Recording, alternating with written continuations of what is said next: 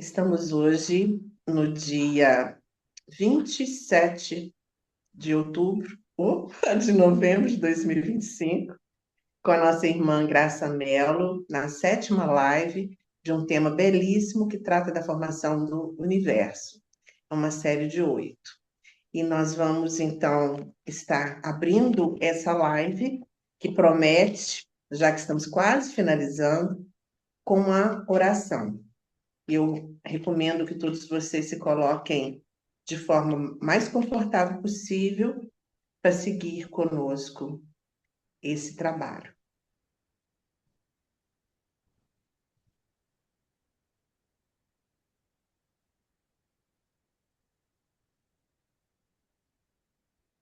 Possam aqueles que são a corporificação do amor imortal abençoar com seu auxílio e orientação esta sociedade, fundada para ser um canal para o seu serviço. Possam eles inspirá-la com sua sabedoria, fortalecê-la com o seu poder, vitalizá-la com a sua atividade. Ó vida oculta que vibra em cada átomo, ó luz oculta que brilhas em cada criatura, ó amor oculto que tudo abranges na unidade. Possa todo aquele que se sente uno contigo saber que ele é por isso mesmo uno com todos os outros. Que os mestres de sabedoria e compaixão nos ilumine, nos guie, proteja-nos, ampliando a nossa mente para que possamos absorver a essência do que está sendo trabalhado e passado para a gente hoje, através da nossa irmã Graça Mello. Bem-vinda, Graça. Obrigada, Tetê. Boa tarde, pessoal. Já estamos na reta final. Deixa eu colocar aqui o nosso.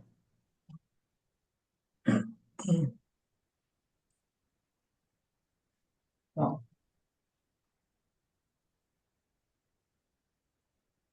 então, damos continuidade hoje, né? 27 de novembro, nossa sétima apresentação do total de 8.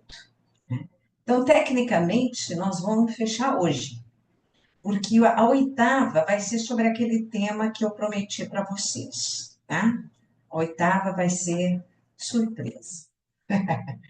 Nosso temão, Universo, a Vida e o Homem, cujo conhecimento, conteúdo, se encontra, né, nessa memória da sabedoria antiga, que ficou registrado.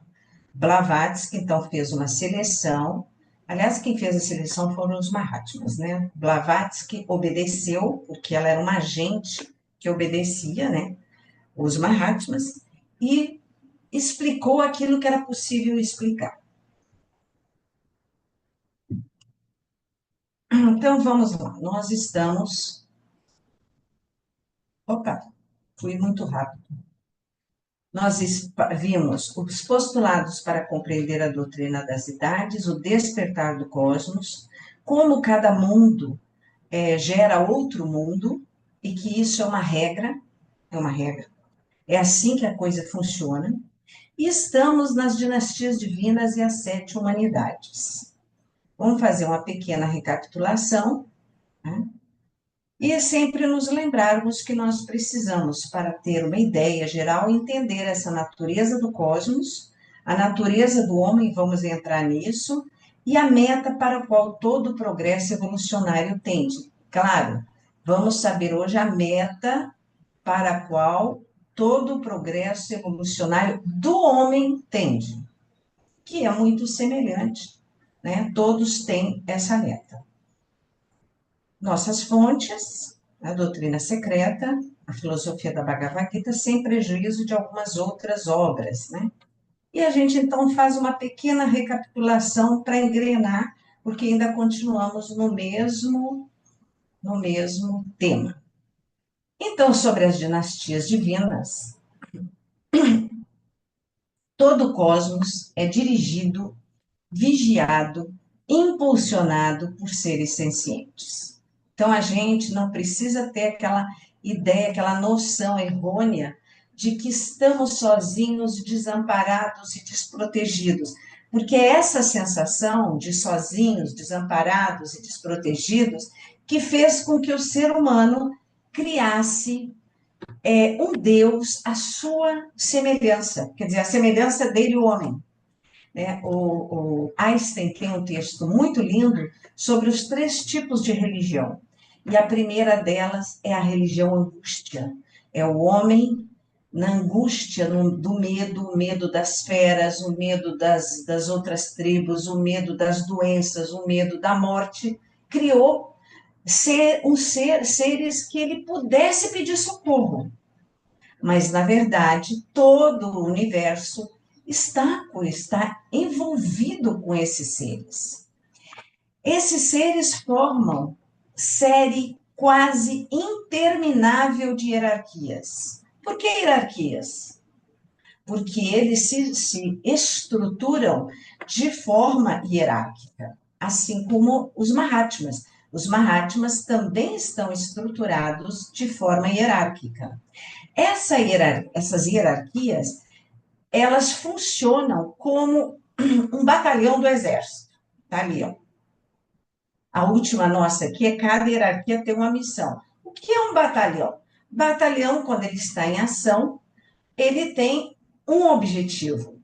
Então, tem batalhão das comunicações, tem batalhão da infantaria, tem batalhão, eu estou chutando aqui porque eu não sei direito, né? Tem batalhão de, sei lá, do quê? Cada pessoa que está dentro do batalhão tem a sua própria individualidade. Ele é um cara que é casado, o outro é solteiro, um gosta de filosofia, o outro gosta de medicina, o outro gosta de sei lá o quê, mas dentro do batalhão ele tem a missão, estão todos voltados para aquela missão. Então, essa é a ideia da hierarquia.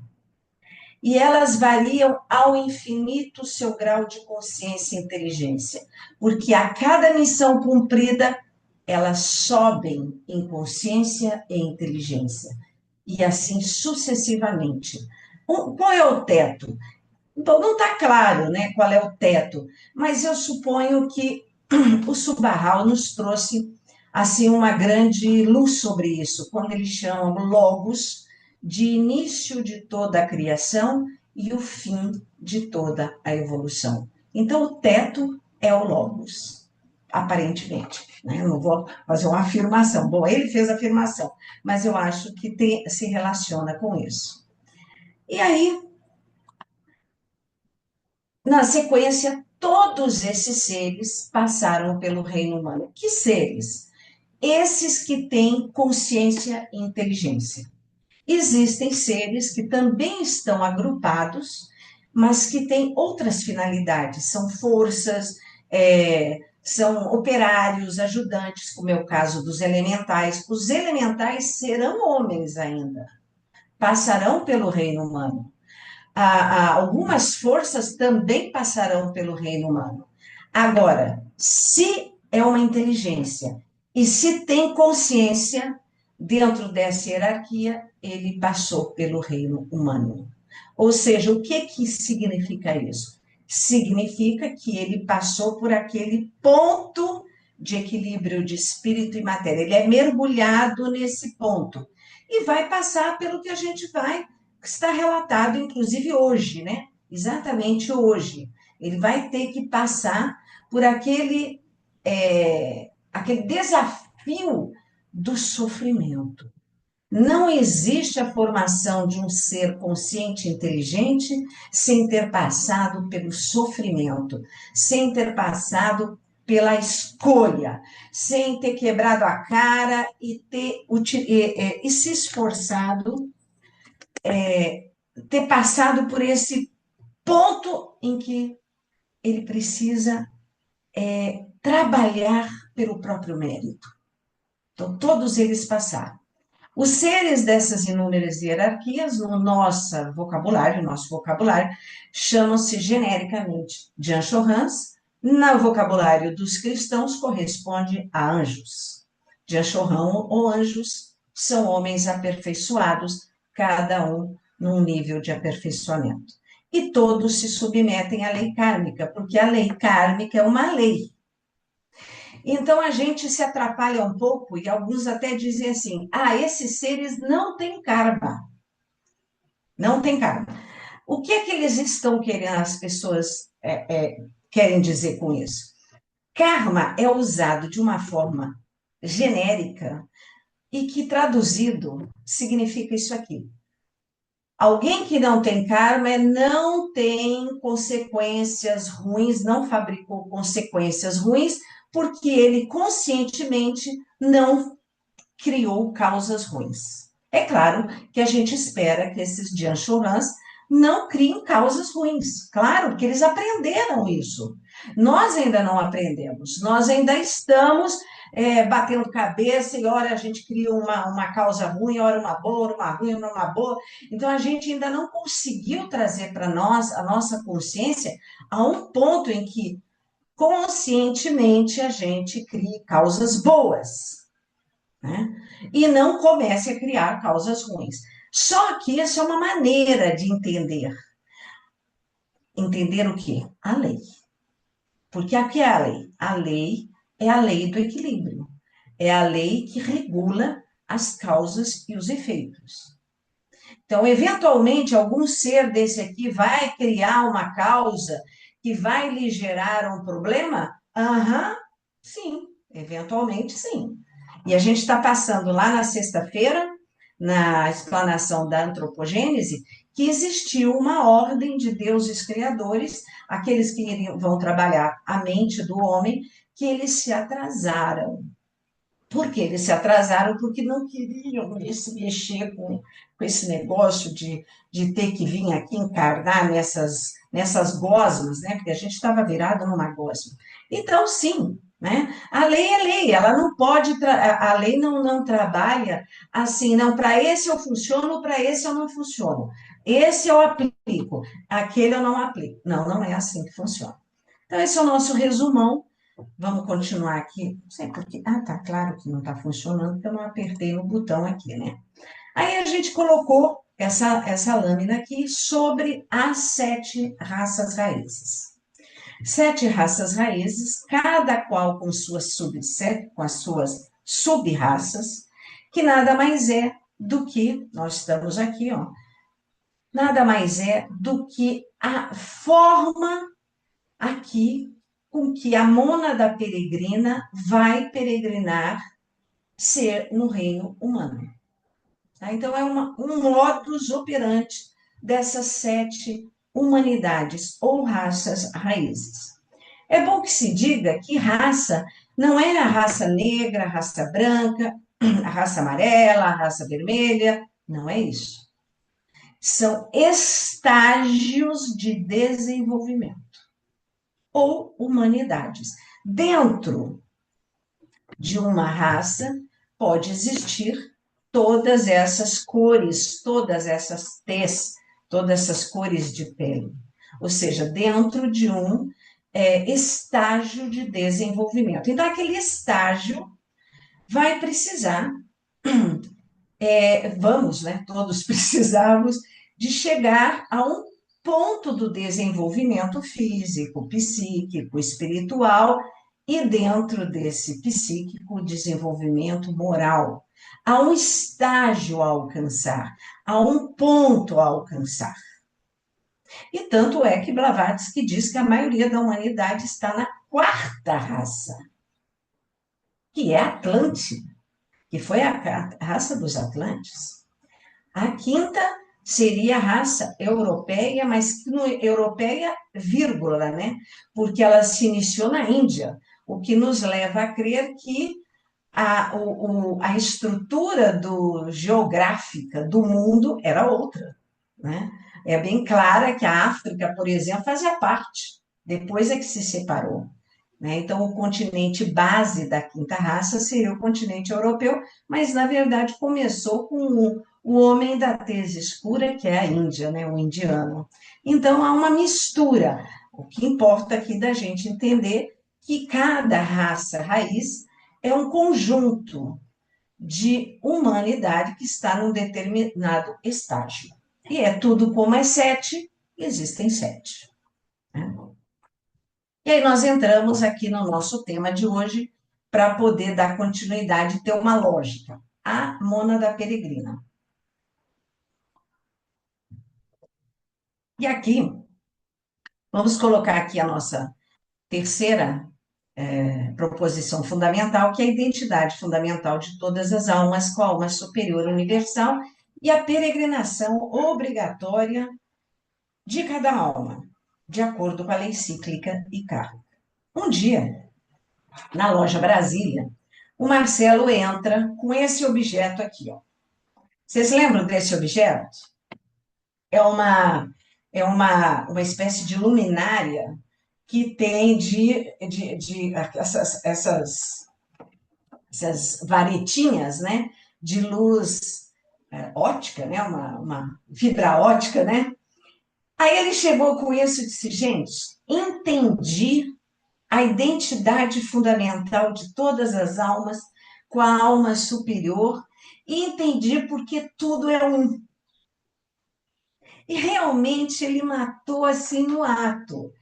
É perfeito para a gente entender, né, o que é cada uma desses pontinhos de luz. É a alma peregrina e o que é sua base? Ela está presa numa base.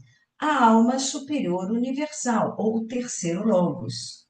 Vista de cima, olha que espetáculo visto de cima, você vê a luz do logos, né?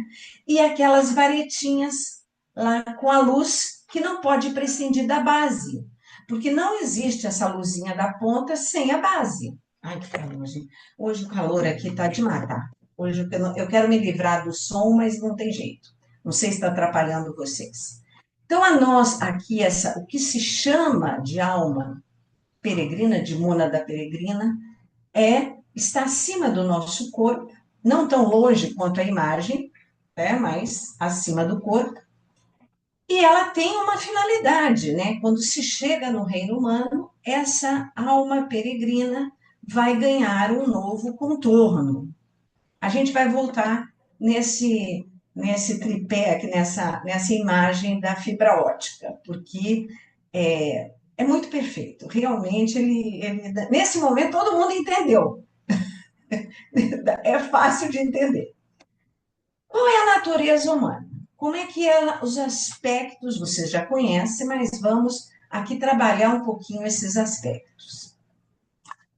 Começa com a mônada, né? Exatamente essa luzinha que está lá presa na base. Só que a luzinha, ela precisa da lâmpada, ela precisa de Budi. Então, é Atma e Budi. A Atma é a luz, a centelha, mas ela precisa de Budi para contê-la, como um cálice sagrado que contém a luz, ou uma lâmpada que segura a luz. Aí nós temos o próximo, aqui quando chega na Terra, o primeiro princípio, o primeiro aspecto que vai aparecer é o duplo etérico. Duplo etérico, né? Isso que é projetado a partir de um Dian Chorans, que vem para cá e tiram de si mesmo algo semelhante àquele processo que é muito conhecido no Espiritismo como materialização, né? A projeção da imagem, algo parecido com aquilo. Em seguida, prana, são princípios superiores. E daí, então, o duplo etérico é o nosso molde, sai o corpo físico. Muito bem, corpo físico. A partir daí, vocês veem que nós temos um problema. Nós temos Atma Budi, puramente espiritual, e temos um conjunto de princípios puramente material. Então, nós temos aqui dois extremos que precisa do meio termo, que precisa de uma ligação.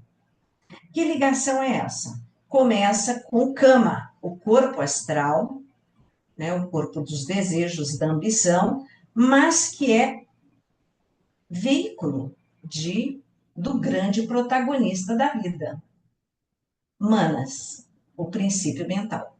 Ele é que agora é o showman da vez. Ah, mas não é Atma? Não. O que é que nós temos e que o animal não tem?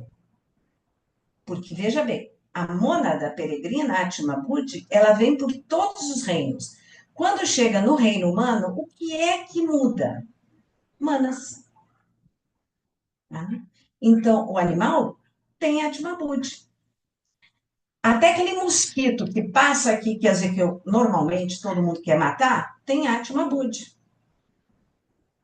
Aquela bactéria que tanto incomoda, tem Atma Buddhi. O que é que nós temos que eles não têm? Manas. Então, muita atenção nesse grande protagonista. É ele que vai fazer, né? Então, aqui é uma representação, né? De manas inferior e manas superior. O que é que vai acontecer, que precisa acontecer? E esse faz parte do grande objetivo da evolução humana. É ligar a ligação de mana superior com Budi, formando um ego espiritual. Esse é o grande objetivo, tá? Olha só, e que é representado como um triângulo, né? Agora a mônada não é mais Atma Budi, mas Atma Budi Manas. Então, essa nova mônada, sobre essa nova capa, vai peregrinar de reencarnação em reencarnação por todos os corpos e todas as experiências para poder evoluir.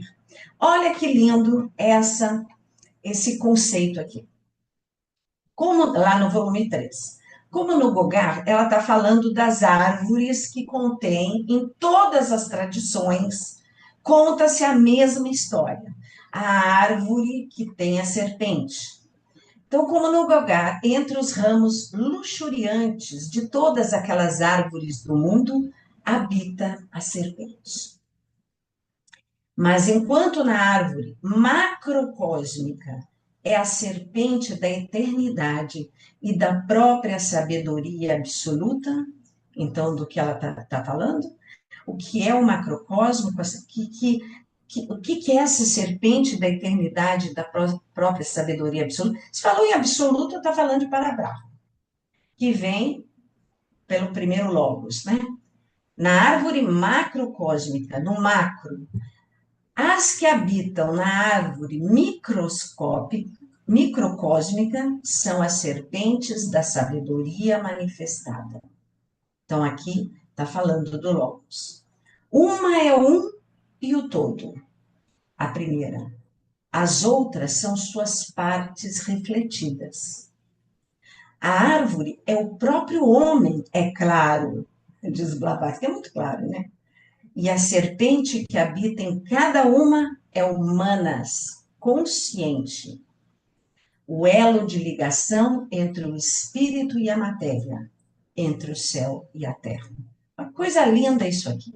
Então, é Manas que faz a ligação de Atma, Budi e o homem terrestre. Especificamente, Manas superior, né? Então, sobre Atma Budi, o que Blavatsky aqui vai dizer? A mônada é a combinação dos dois últimos princípios no ser humano, o sexto e o sétimo.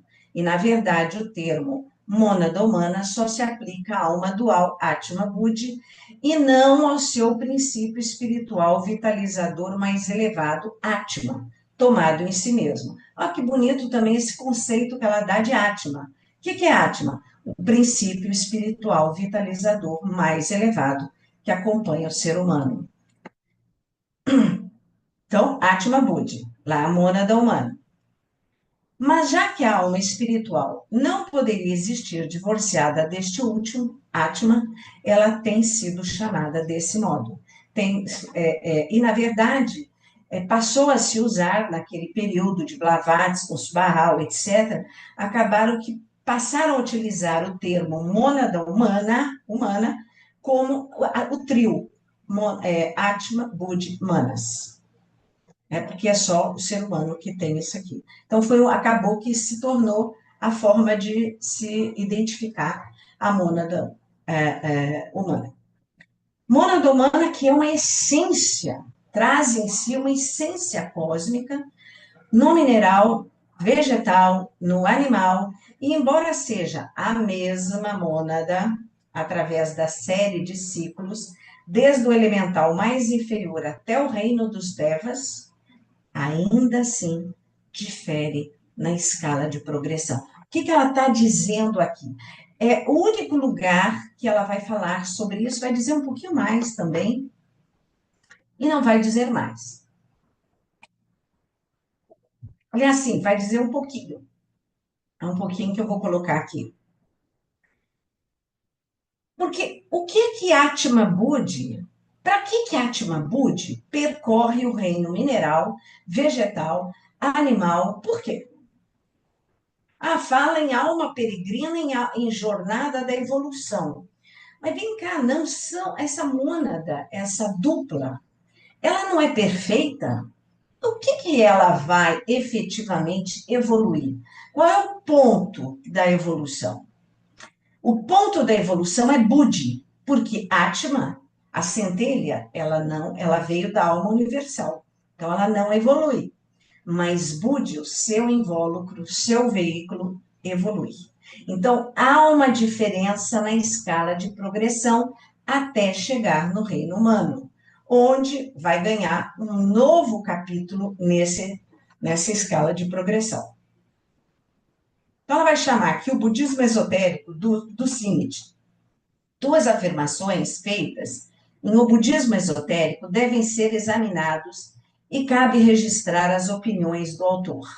Na página 49, isso na quinta edição de língua inglesa, é dito: as mônadas espirituais que não completam plenamente a sua existência mineral no globo A, completam-no depois no globo B, e assim por diante.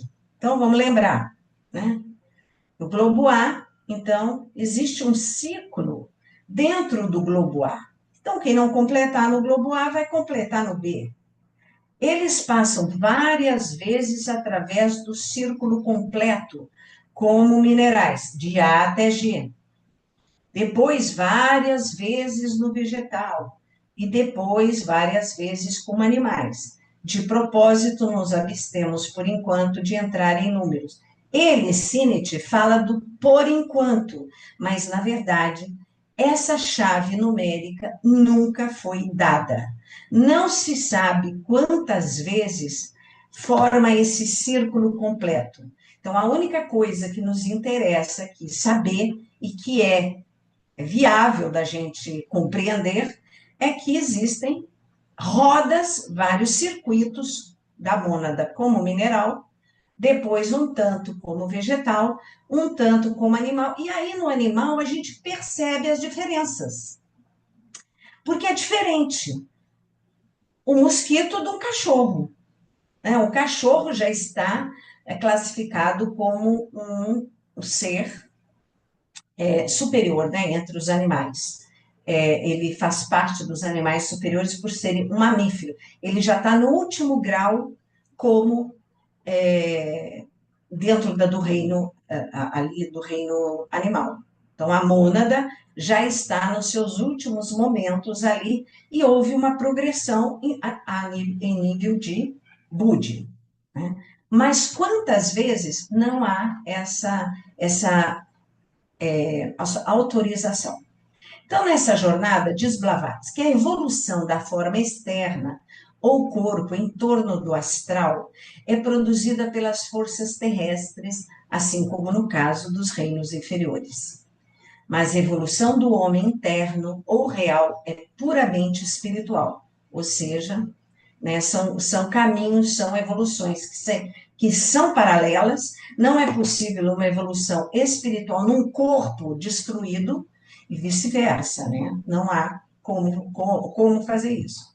Já não é atualmente uma passagem da mônada impessoal através das muitas e variadas formas de matéria, dotadas, na melhor das hipóteses, de instinto e consciência em um plano muito diferente, como no caso da evolução externa.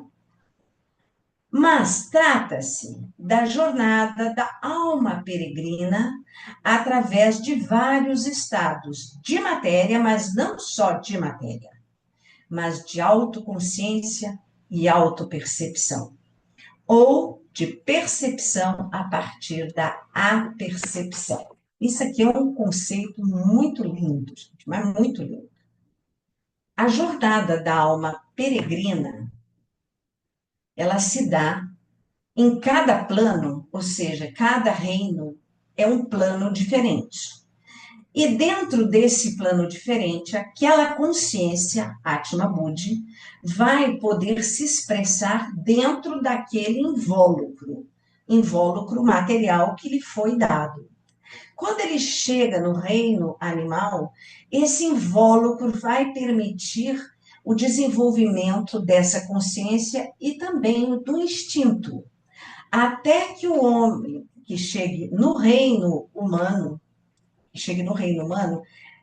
e receba a mente esse instinto, tudo que essa mente é possível de se expressar dessa forma instintiva e dentro dessa consciência que está presa nesse invólucro astral e nesse invólucro físico. Mas a partir daí, a mônada peregrina vai ganhar em autoconsciência e autopercepção. Esse auto só é possível por intermédio de manas. Ou essa percepção a partir da percepção. Fora manas, Budi também tem esse nível de apercepção, ela também ganha em apercepção. Nós vamos saber agora o que é essa apercepção.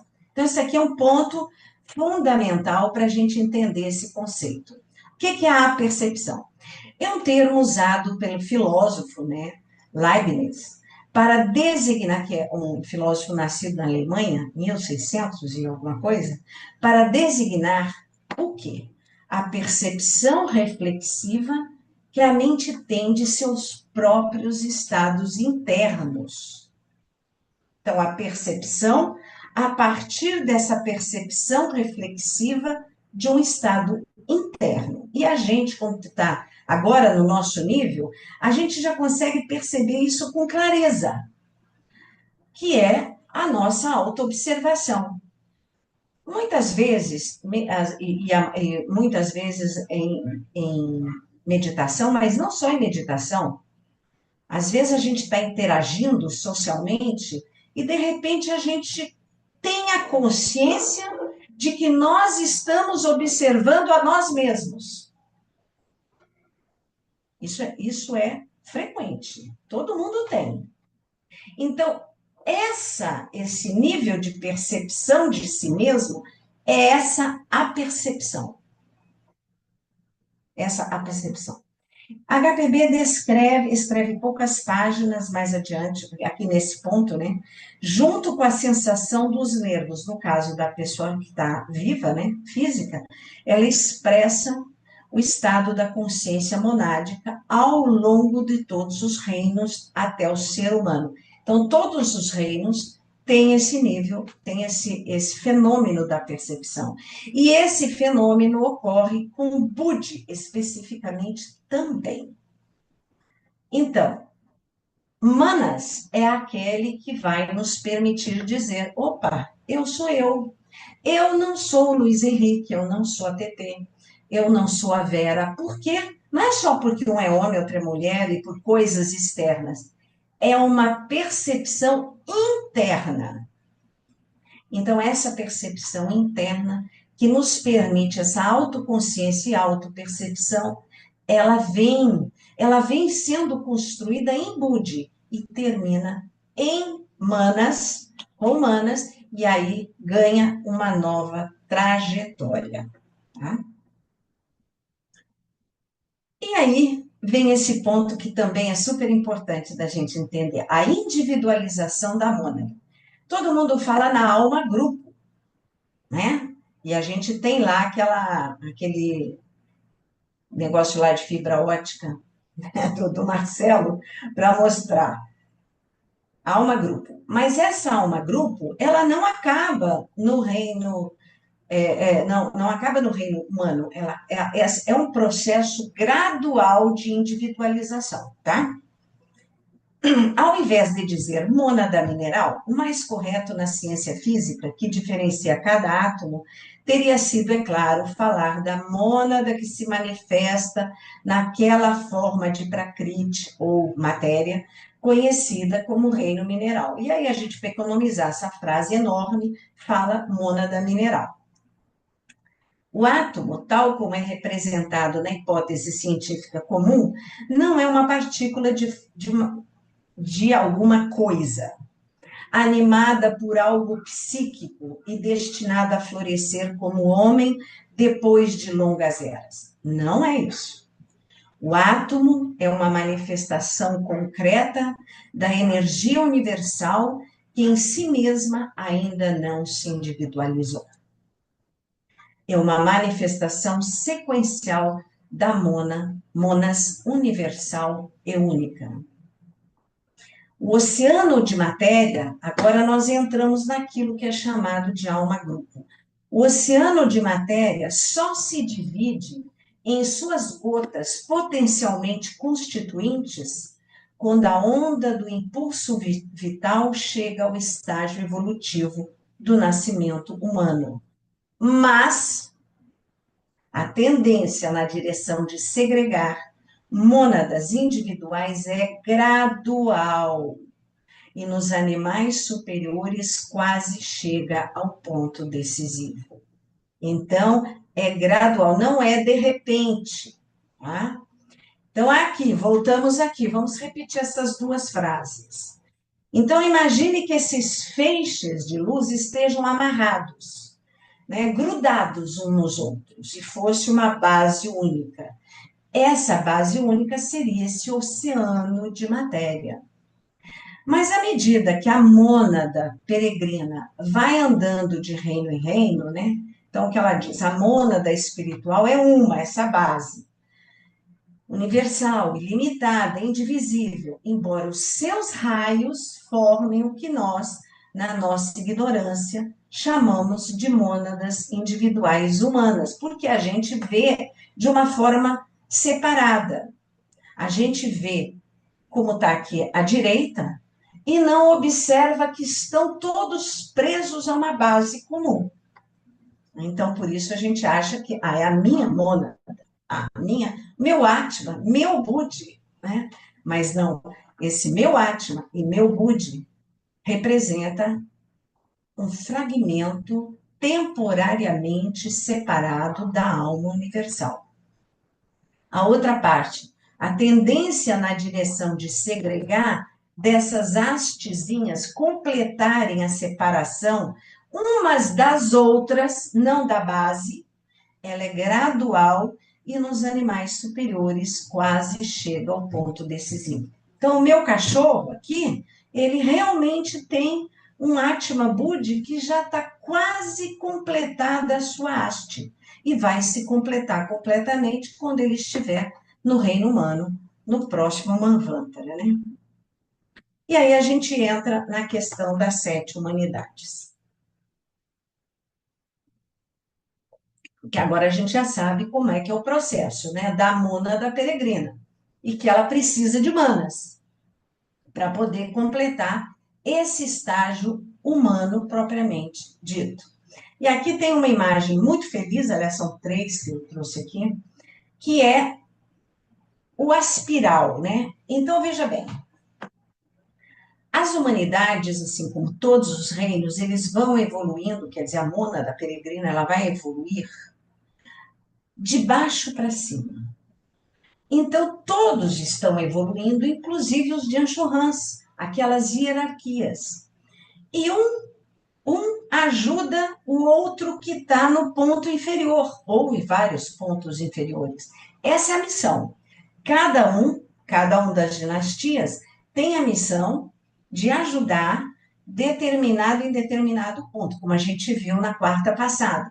Tem uma hierarquia que vem dar nota-chave para essas 7 cada uma dessas 7 humanidades. Aí ele desaparece. A outra, ele vai vigiar, o outro vai se autossacrificar encarnando aqui, o outro vai ensinar, instruir, o outro, enfim, cada um tem a sua missão. Quando a missão é completada, eles ganham em consciência e ganham em inteligência. Agora, aqui, dentro das 7 humanidades, tem que ser para nós essa regra também. A gente não se desenvolve espiritualmente se a gente não der a mão uns para os outros. E aquele que agarrou na nossa mão, ele tem que estar agarrado também ajudando quem está embaixo dele. Essa é a regra dessa evolução. Outro a espiral aqui, outro desenho que mostra bem em estágios diferentes. E essa gradualidade, que é uma rampa, poderia ser também uma escada, né? No aspiral, sempre seguindo, ele mostra com clareza que a evolução é gradual. Gradual. Então, a gente não pode cair nessa conversa de iluminação súbita. Por que, que não pode haver iluminação súbita? Porque são vários níveis de evolução: o nível físico, o nível moral, o nível psíquico, o nível espiritual. Então, eles têm que caminhar juntos, né? Porque não caminhar juntos seria, imagina um jogador de tênis que joga com a mão direita e ele nunca faz exercícios compensatórios com seu braço esquerdo. O que ia virar? Ia virar um braço atrofiado e o outro bem desenvolvido. Então, a gente precisa que essa evolução seja gradual. E isso mostra a gradualidade. Essa rampa que vai-se embora aqui mostra a necessidade dessa gradualidade. Aqui uma outra maneira. E aqui na carta 62, Mahatma é muito claro sobre isso. Nenhum de nós pode ignorar um só degrau da escada. Aqui eu coloquei, então, como ele falou em escada, né? Um só degrau da escada. Ah, mas então como é que faz? Não, a gente vai ter que ficar eternamente preso? Não existe alguns que se desenvolvem mais? Não, não. O que existe são aqueles seres que não param eternamente num degrau só. Né, que eles vão embora, né? Então acabou aquele momento, a gente percebe que atingiu a meta. Por exemplo, nós conseguimos ficar vegetarianos. É uma meta? É. Agora qual é o próximo degrau? Consolida esse avanço. Consolida. Agora qual é o próximo degrau? Vamos embora, vamos para frente. Ah, não tem esse negócio de ficar se achando a última Coca-Cola do deserto só porque agora é vegetariano? Não. Segue em frente. Vamos em frente, vamos embora. Qual é o próximo? Ah, eu sinto raiva. Tá, então a raiva é um problema para você. Então, bora consertar isso aí. O outro, o Mahatma, na carta 47, ele fala dos 3 venenos e das 5 escuridões. Isso sem falar das 1001 fúrias. Então, é muita coisa para a gente cuidar. Não pode ficar dormindo num degrau. Vamos embora. Vamos embora. Não vamos nos achar. Vamos embora. Porque a regra é essa aqui, né? Então, anda, aí o outro anda e o outro anda. Ah, mas tem alguns seres que não precisam andar. Vamos ver se não precisa andar. Continua na carta 62. O que o Mahatma diz? Deixa eu só tirar da frente aqui. O homem tem, pois, que passar através de cada raça. Então, vamos entender essas raças, sub-raças e famílias e ramos e não sei mais o quê, porque é 7 vezes 7 sempre, né? Vamos entender como degraus nessa escada evolutiva.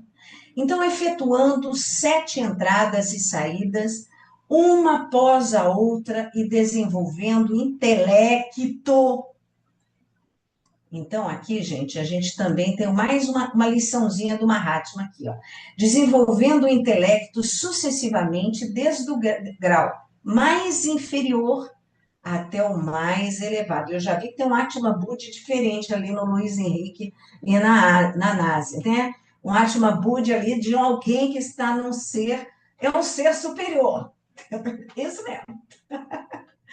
e que vai conseguir chegar lá. Vamos em frente. Olha só como ele fala de intelecto abertamente.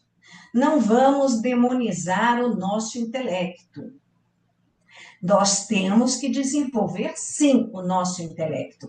Mas o intelecto, ele não pode sair, ele não deve, né? Não é que não pode, ele não deve sair digamos, da esfera de influência de Budi, né? Ele deve ficar ali. Aí nós vamos ter um intelecto inferior que gosta de sair por aí, né? O nosso humanas inferior e gosta assim de andar por aí, né? Então, não é que nós vamos pegar o nosso intelecto inferior e esganar ele, trucidar ele, não dá. Nós temos que purificá-lo e trazer junto, né? Blavatsky usa a metáfora da criança. Então, manas superior é o pai, manas inferior é o filho. Uma criança. Então, aquela criança que joga pedra na janela dos outros, quebra a vidraça dos outros, dá para se divorciar do filho? Não dá. Pais não se divorciam de filhos. O que é que se faz com o filho? Se paga a conta da vidraça e se educa o filho para que ele não vá, né, quebrar a vidraça do outro de novo. Então, tem que trabalhar nesses dois sentidos, porque o pai é que paga a conta. Seguindo, pergunta do Simet. Essa pergunta é muito boa. Mas se um homem, da primeira à quinta ronda, se devotasse ao ocultismo e se tornasse um adepto, ele poderia ficar livre de outras encarnações terrenas? Olha a pergunta de US$ 1 milhão aqui, ó. Não, não, não. Com exceção de Buda, um ser da sexta ronda, o que significa um ser da sexta ronda? Um ser que ganhou, que lutou muito e conseguiu um desenvolvimento compatível com a sexta ronda. Que, por ter percorrido com tanto acerto a carreira em suas encarnações anteriores, ultrapassou até mesmo seus antecessores. No entanto, um homem como este só se encontra a cada bilhão de criaturas humanas. Ele se diferenciou de outros homens, tanto na aparência física, como na espiritualidade e no conhecimento. No entanto, ele só se libertou de outras encarnações neste planeta. Aqui ele usou, em vez de globo, ele falou planeta, tá? Então, é globo. E quando os últimos homens da sexta ronda, do terceiro anel, aqui dá uma certa confusão, porque ele está se referindo aos ciclos dentro de ciclos, né? Mas lá na sexta ronda, saírem desta terra, saírem deste globo D aqui, o grande instrutor terá que reencarnar no próximo globo, tá? Então, ele ganhou, como ele conseguiu um desenvolvimento compatível com a sexta ronda, ele vai encarnar na sexta ronda. Só que, ele ainda ganhou um plus aqui. Só que, aliás, como ele renunciou à bem-aventurança e ao repouso nirvânicos, em função da salvação de seus semelhantes, renascerá no mais elevado, o sétimo anel do planeta superior. Ou seja, quando ele vai reencarnar na sexta ronda, mas no último globo, no G, e na última raça, na última sub-raça. Ele vai só dar uma passadinha. Então, a gente só vai ter o prazer da companhia dele mesmo na sétima ronda, né? Porque ele ganhou isso tudo. E é muito ganho, porque ele renunciou ao nirvana. Ele manteve o corpo dharmakaico e renunciou ao nirvana, tá? Continua. Até então, ele inspirará a cada 10.000 anos, digamos melhor, e acrescentemos que já tenha inspirado um indivíduo escolhido que, em geral, transforma os destinos de nações. Então, ele vai inspirar, ele abre, né, um espaço, um portal para inspirar alguém que esteja muito desenvolvido para que esse alguém consiga botar a humanidade como um todo dentro dos trilhos. Isso a cada 10 mil anos. Então, aqui, o que a gente tira de importante? Ninguém pode pular etapas, mas pode trabalhar muito, muito para que e ganhe essas etapas num curto espaço de tempo, ou seja, ganhe 10 degraus num único degrau. Não é pular etapas, é puxar tudo para uma etapa só, como fez Buda. Tá? É um exemplo claro. É o melhor a fazer? Não, porque nós temos um desenvolvimento moral aqui e a gente vive num mundo bem complicado, bem complicado. Né? Um mundo que hoje está devendo muito em questões morais. E o que é desenvolvimento moral? Eu até botei ali aqui do meu ladinho, né? Como vencer o ódio, a cobiça e a ilusão completamente, que são os 3 venenos. As 5 escuridões, a inveja, a paixão, a hesitação, a preguiça, a descrença. Como desenvolver as paramitas, generosidade, moralidade, a paz, a paciência, a energia constante, a atenção plena, a concentração e a sabedoria. Todos nós precisamos de um tempinho a mais para isso, né? É isso. Então, essa é, em síntese, a terceira proposição fundamental, a peregrinação obrigatória de cada mônada, que no reino humano ganha uma nova etapa porque tem manas. É o nosso caso aqui. E aí a gente tem uma descrição nessa carta do Mahatma. Como é que é o desenvolvimento humano dentro de cada uma dessas rondas. Deixa eu ver como é que está o nosso tempo. Opa, chegando lá. Opa, perdão. Então, tá aqui. Então, uma ronda é a passagem por todos os planetas, em todos os globos da cadeia planetária, que no caso é a Terra. Como é que é o ser humano? Um ser etéreo, não inteligente, mas superespiritual no sentido inocente, puro, porque ele não tem nenhuma experiência humana. Ele não passou por aquele ponto axial. Em cada uma das subsequentes raças, subraças, raças menores, vamos trocar para estágios, e cada um dos estágios, e estágios dentro de estágios, e estágios dentro de outros, ele se transforma mais e mais em um ser encapsulado ou encarnado, preso, mas ainda predominantemente etéreo. É como um animal e o vegetal. E como o animal e o vegetal, ele desenvolve corpos monstruosos que correspondem ao seu ambiente grosseiro. Grosseiro que está lá no começo, né? Na primeira ronda, só existia o elemento fogo, e não é fogo do jeito que a gente... Né? Então, nem era um ser que tivesse todos os elementos dentro dele, né? Segunda ronda. Então, vamos fazer toda a passagem. E aí, como é que o Mahatma coloca? Ele ainda é gigantesco e etéreo, mas adquirindo mais firmeza e mais densidade corporal. Um homem mais físico e, no entanto, ainda menos inteligente. Então, aquela raiz de mente, é uma raiz que precisa se desenvolver, não está desenvolvido, não existe ainda.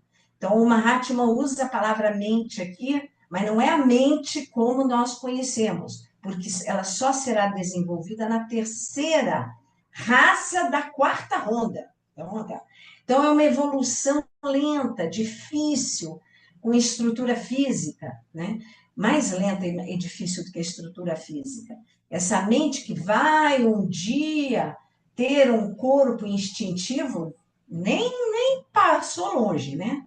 Não se desenvolve como o corpo. E o corpo ainda é uma coisa gelatinosa, né? Terceira ronda. Terceira passagem completa.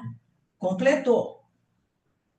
Ele tem agora um corpo perfeitamente concreto e compacto, inicialmente na forma de um macaco gigantesco, e é mais inteligente, ou melhor, agora ele troca a palavra inteligência para astucioso, né? Porque não é a inteligência consciente, Porque agora, no arco descendente, ele atingiu o ponto onde a sua espiritualidade primordial é eclipsada, é dominada pela mentalidade nascente.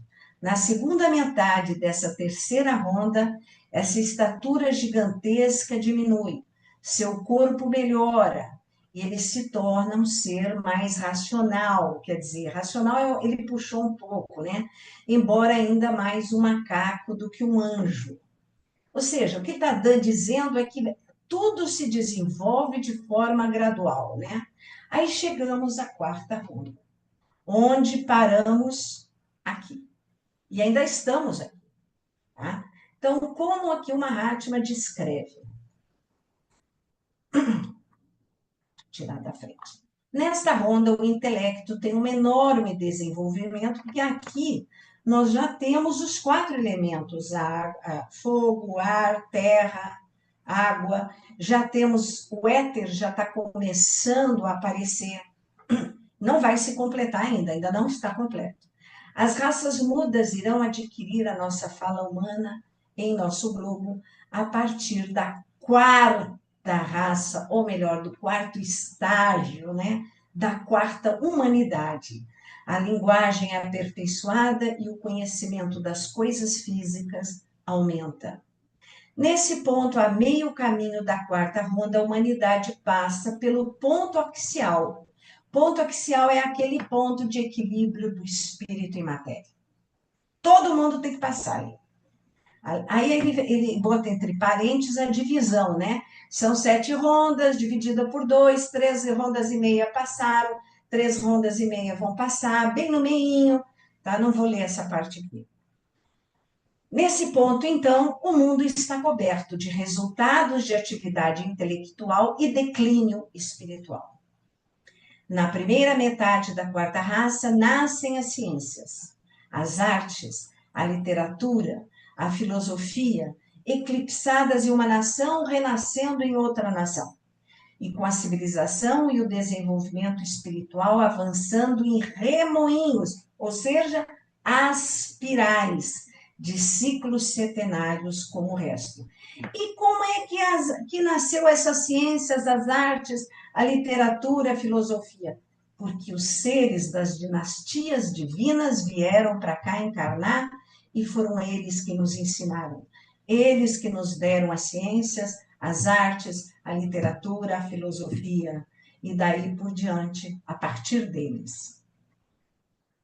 Enquanto que apenas na segunda metade, porque esse ponto axial aqui, ele divide o ser humano, né, o estágio de desenvolvimento humano em 2 partes. A primeira, né, e dentro da primeira está a ativação da mente. Só que a ativação da mente leva um ponto até chegar nesse aqui, do ponto axial, onde os últimos ajustes são feitos. Últimos ajustes para quê? Últimos ajustes para que a gente esteja completamente equipado para a próxima etapa final da nossa meta. A nossa meta aqui, porque a gente tem uma meta.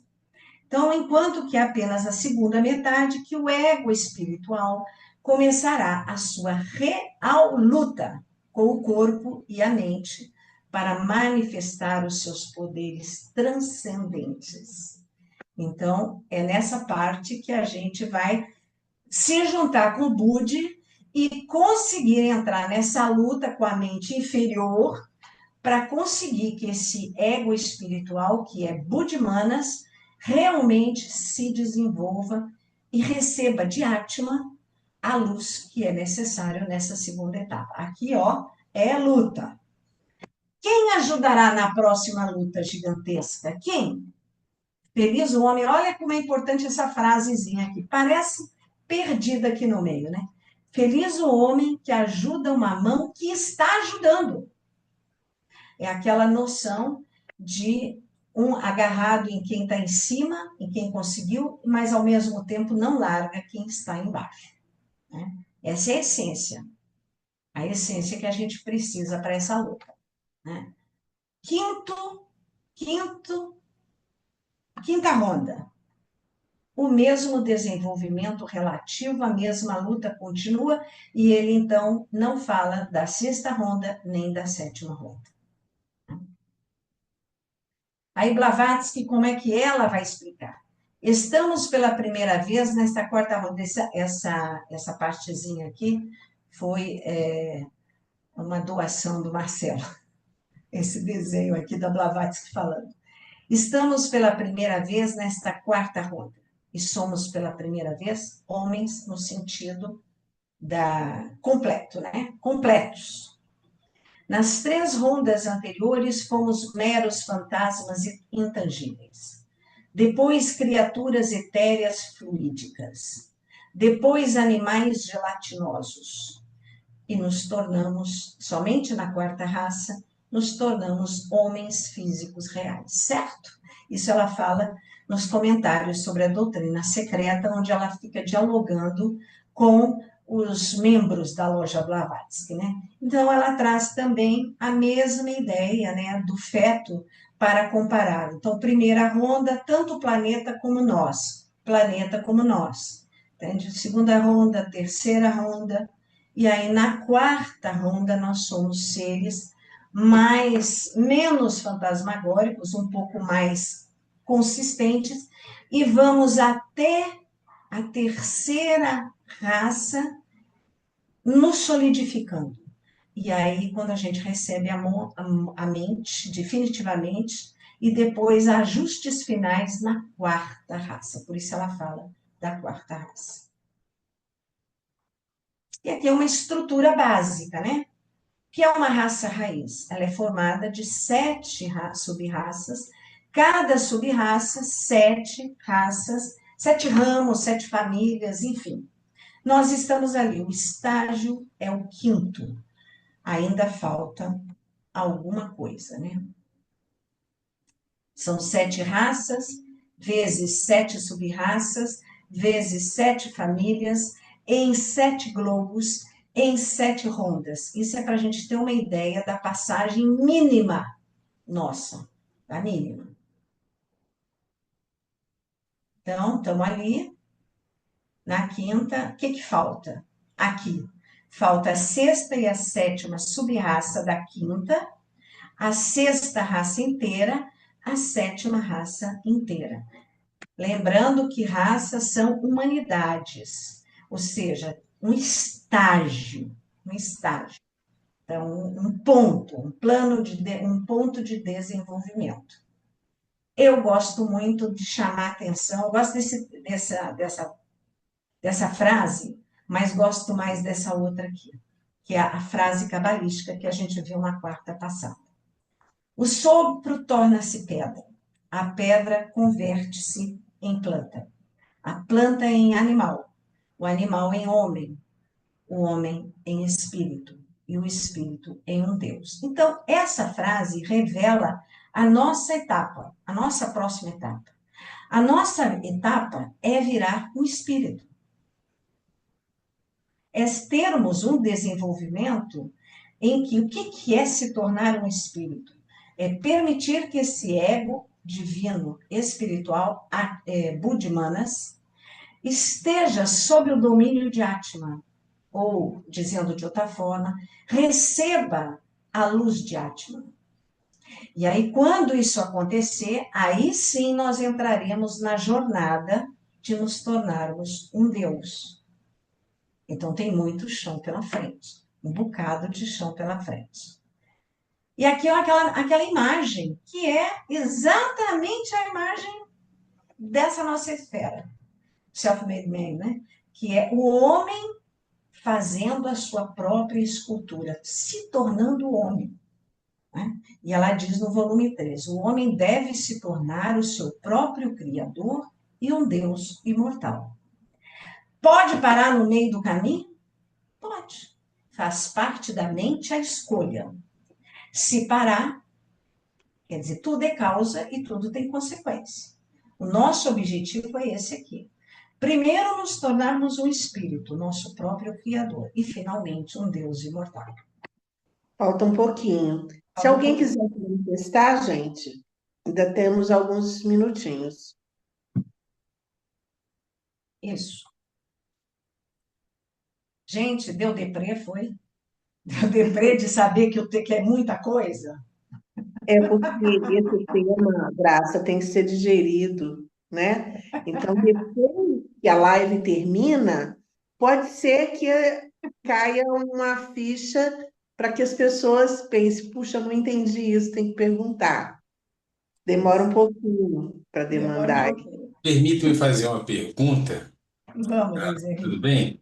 Na Tudo. verdade, é referente a outro livro, então talvez exija uma pesquisa, mas se a gente puder só abrir isso, para ser mais Aham. exato, na página 26 do livro O Homem, de onde como veio e para onde vai, é o estudo com Ricardo Posterior. Ele fala que a nossa cadeia, a terrestre, ela tem três globos Tem manifestados três o quê? fisicamente. Três Três o globos, quê? Ah, globos globos. manifestados fisicamente, a saber, Marte, Terra e Mercúrio, tá? Uhum. E aí Uhum. isso não ficou muito claro para mim, até porque eu vi outras fontes, então se algum dia você puder desenvolver isso para a gente, conseguir imediatamente, ótimo. Se precisar, posso mandar o resumo e tudo, Não, mas tranquilo, é uma partezinha que não tranquilo. ficou muito claro. Agradeço. Isso aí é o tal do ponto que o Sinnett escreveu no seu segundo livro. Ele escreveu e não submeteu à revisão do Mahatma.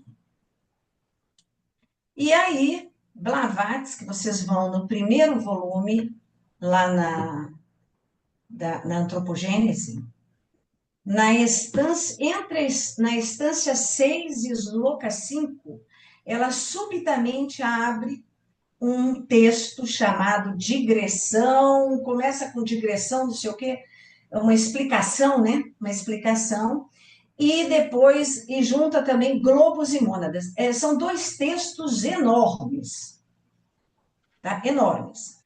E aí ela diz o seguinte, que ela está abrindo aquele texto porque o Sinnett, porque ele não submeteu ao crivo do Mahatma, ele incluiu Marte e Mercúrio como é, é, planetas, né? Deixa eu até abrir aqui para. Não, eu não acho que não vou achar aqui agora no momento, que a gente já está com muito pouco tempo. Eu ia falar Sloka 5, qualquer outro, carta É qual? na instância 6, Sloka 5, você vai abrir, ou então você procura lá no sumário, um texto já que começa com a palavra digressão. Aí eu não olho, digressão sobre não sei o que, não sei o que, não sei o que.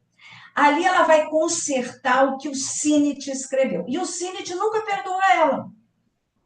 Ele morreu com raiva dela por causa disso, porque ela foi obrigada a consertar ele.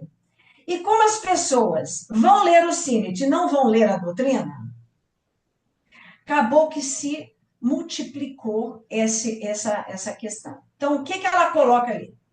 Então, é só procurar lá, tá? Toda a cadeia planetária é feita de 7 globos. Eu vou ter que botar aqui, gente, porque é importante isso, tá? Não parece, mas é. Peraí, deixa eu colocar aqui.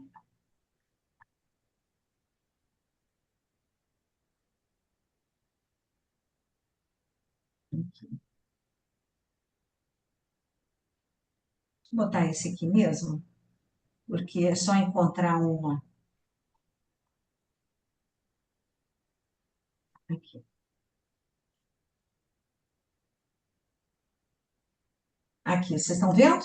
Tá? Luiz Henrique, a cadeia planetária? A e G está no quarto plano. Vamos lembrar que quando o mundo começou, ele vem lá do primeiro plano e vem descendo. Vem descendo aquele espírito e matéria junto, ele vem descendo pelos 7 planos. Ok. Os 3 planos superiores são planos divinos, sem forma, tá? No quarto plano já temos os primeiros globos da cadeia, de uma cadeia planetária qualquer. A e G, tá no quarto plano. Aí mais um pouco para baixo, B e F. Depois mais um pouco C e E, segundo plano. e no primeiro plano só tem o globo D de uma cadeia planetária. Eles não formam juntos, A e G, tá? Não formam juntos. Formam o A, depois o B, depois o C, depois o D, e quando chega no E, eles vão se formar na primeira ronda, tá? Na primeira ronda. Mas, fazendo um gráfico, A e G está, e ela bota esse desenho, exatamente esse desenho. Esse desenho tá, claro, tá mais arrumadinho aqui, né? Porque lá Blavatsky não tinha desenhistas com computador, né? Então fazia esse desenho. Então, A e G está no quarto plano, B e F no terceiro plano, C e E no segundo plano. Esses três planos não são visíveis aos nossos olhos. Então, essa é a nossa cadeia, por exemplo, nossa cadeia planetária. Tudo que é visível é o globo D. Tá?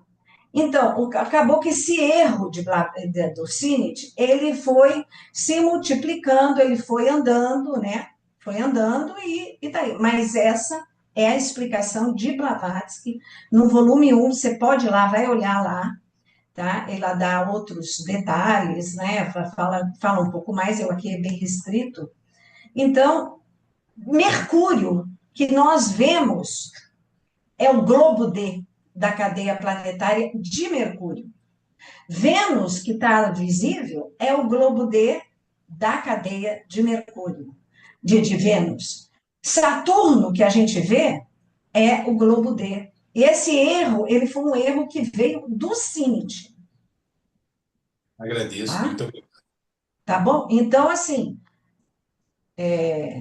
eu sei que tem vários autores, o Arthur Powell também explica Mercúrio e Marte como. Ou seja, na verdade, veio se multiplicando, porque é mais fácil estudar o livro do Sinnett do que estudar a doutrina secreta, claro. Né?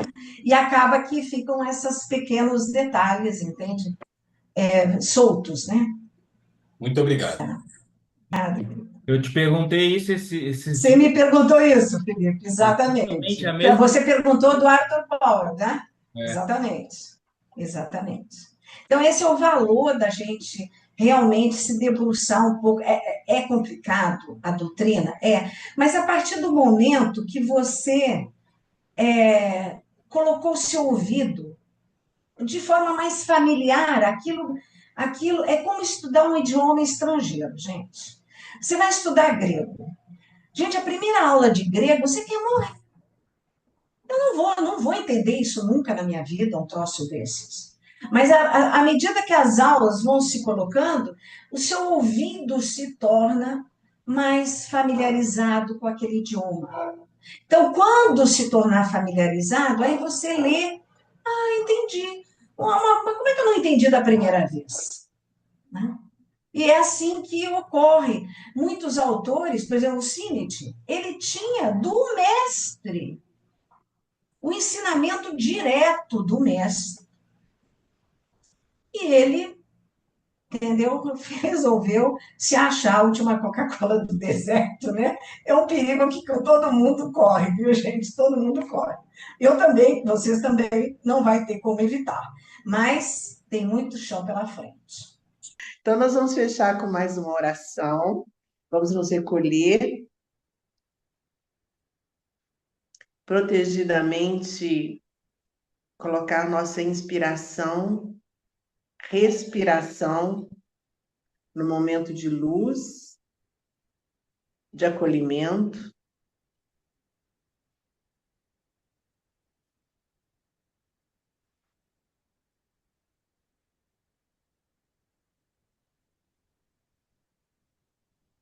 Inspirando profundamente.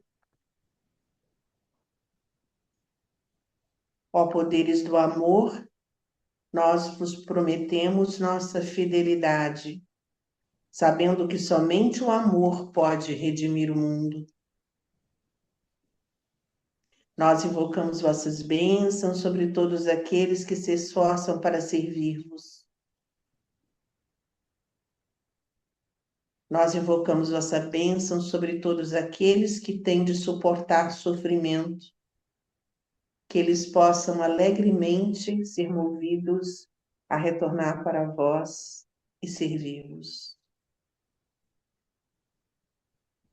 Ó vida oculta que vibras em cada átomo. Ó luz oculta que brilhas em cada criatura. Ó amor oculto que tudo abranges na unidade. Possa todo aquele que se sente uno contigo saber que ele é por isso mesmo uno com todos os outros.